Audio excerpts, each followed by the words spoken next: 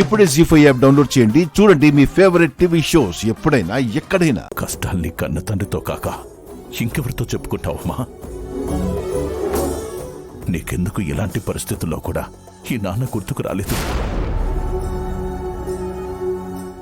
నేను ఇంటి కోడల్ని నాన్న.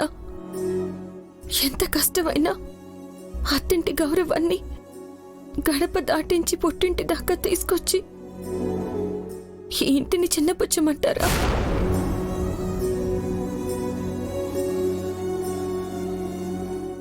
కష్టంలో కలిసుంటే అది నా ఇంటికి గౌరవం, కానీ నా కష్టం చెప్పి మీ ముందు చేయి చాపి నా మెట్టినింటికి విలువ లేకుండా చేయమంటారా చెప్పండి?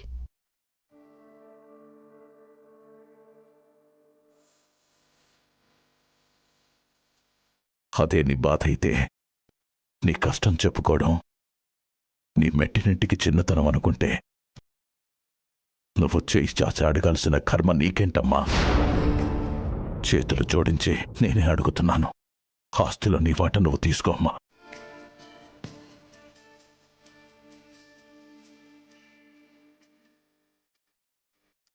తీసుకోమ్మా.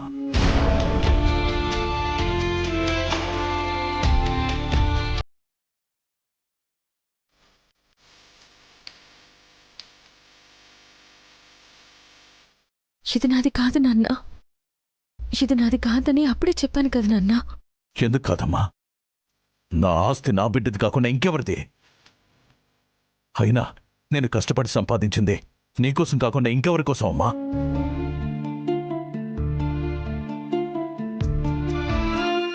మీ కూతురికి చేయాల్సిందంతా చేశారు నాన్న. ఇప్పుడు నేను ఈ ఇంటి కోడల్ని.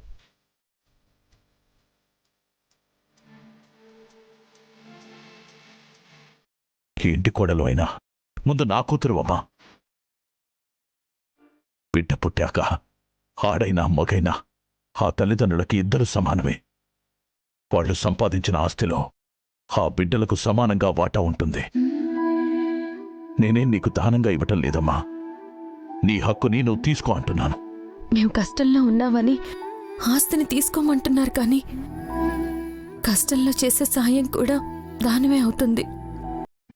ఆ విధంగా మీ కూతురు చిన్నబోయేలా చేస్తున్నారని మర్చిపోతున్నారు నాన్న.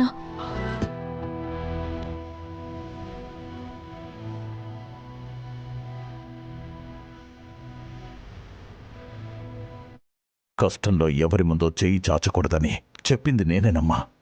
అలా అని నాన్న ఇచ్చింది కూడా తీసుకోవద్దని కాదు. అయినా నిన్ను అడగటమేంటి? పెళ్లిలో నా అల్లుడికి కాళ్లు కడిగి కన్యాదానం చేశాను గాని కట్నం కానుకలు ఏమీ ఇవ్వలేదు. అది ఇప్పుడు ఇస్తున్నాను అనుకోండి.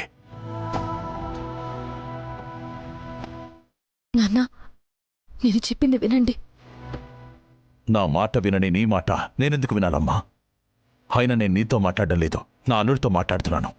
అల్లుడు గారు, ఇది కట్నం అనుకోండి, కానుక అనుకోండి, నేను అభిమానంగా ఇస్తున్నది.